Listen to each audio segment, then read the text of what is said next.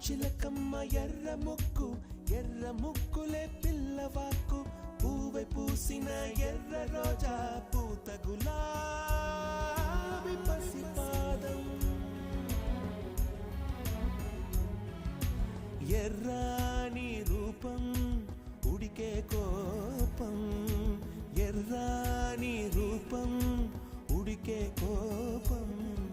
సంధ్యావర్ణ మంత్రాలు వింటే ఎర్రని పంట పాదమంటే కాంచనాల జిలుగు పచ్చ కొండ బంతి గోరం